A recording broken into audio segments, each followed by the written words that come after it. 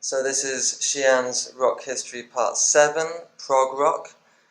And prog stands for progressive, and progressive rock bands tended to want to include everything possible. Their influences were immense, pulling from other art forms, movies often, and old classical and romantic composers. A prog rock piece may include anything from bossa nova to death metal, and everything in between, or it might just be long, drawn-out build-ups and crescendos, which is what Pink Floyd became famous for. But it must be said it was miraculous, or even at least a testament to human endeavour and curiosity that prog rock became so popular. It became huge, in fact. At its commercial peak in the mid-70s, a prog rock song even became #1 in England. That was Bohemian Rhapsody by Queen. And Never Again, though. That was their moment. That was prog rock's height. And that was 10 years after the inception, really. So yeah, the mid-60s. As I mentioned, for me, Frank Zappa and the Mothers, their release of Freak Out in '66 was a big milestone, possibly, arguably the first prog rock album.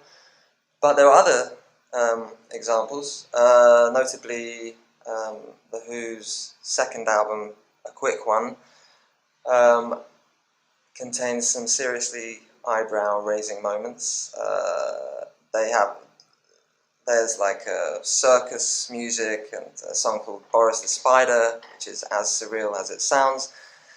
The Who eventually became prog rock giants, but it was a gradual process, and their third album, still not pure prog rock, although did contain like a simulated radio station which they put in between songs as interludes. This technique, I feel, is very important because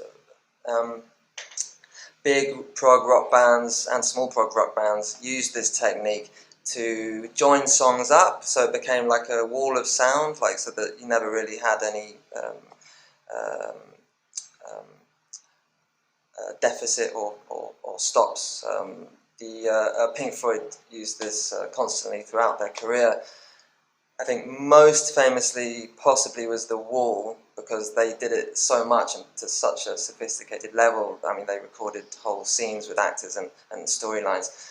So these became, ways of making concept albums and creating a whole world for the listener. It's not just a bunch of songs, but they kind of get immersed in a whole world. And then Mr. Bungle continued to use these methods, just pure music for hours through the 80s and the 90s, and then even in the 21st century, notably Frenchcar and the Bulimic Wizards used the same technique, so it's still going strong. Next on the list is Good Vibrations by the Beach Boys, which is a good little connection there, because their production technique on this song, Good Vibrations, was very innovative at the time, and in fact lots of these big prog rock bands and Pink Floyd and bands throughout the rest of history, including dance acts, used the same techniques. They stopped having to record a whole song in one take, and they started to literally cut up the tape and build a song, which is really the productive origin of. That's what. Although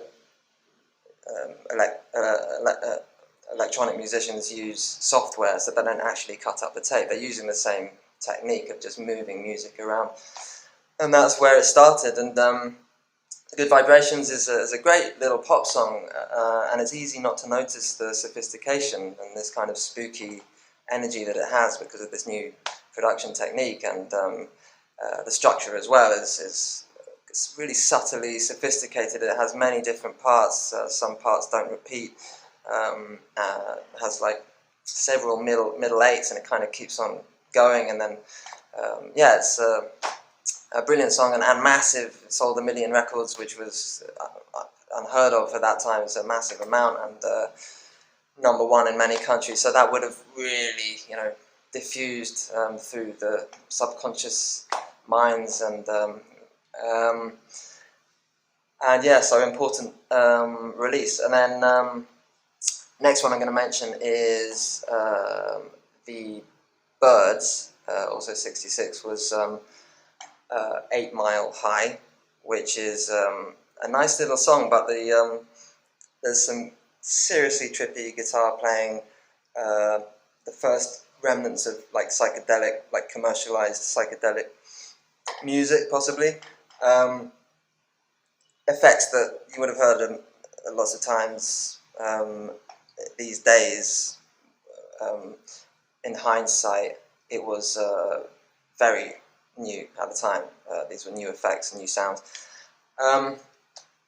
Psychedelic rock, I feel, is a subgenre of prog rock. For me, it's like prog rock's permanently spaced out little sister who's like playing in the garden forest on acid, and playing dress up and fantasy role play.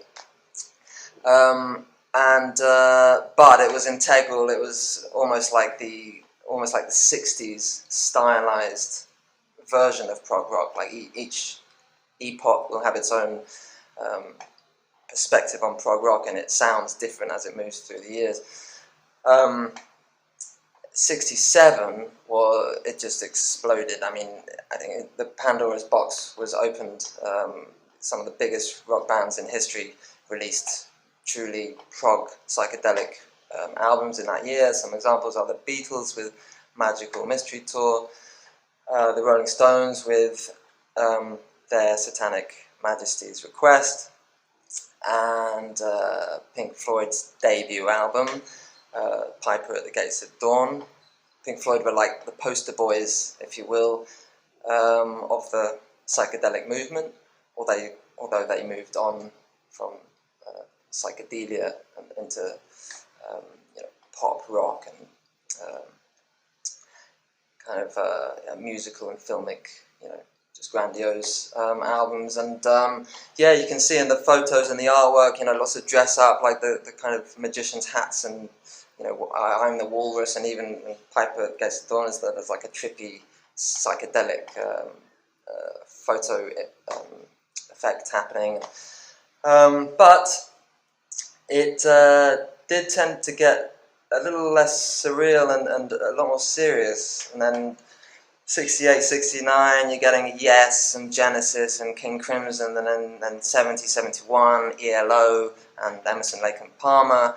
And these were serious musicians, and they really wanted to challenge themselves, and it was really about sophistication of structure and respect for the music, and exceptionally well-trained music, no punk rock really there. So yeah, that's basically, so sophistication and musical proficiency, that became the thing.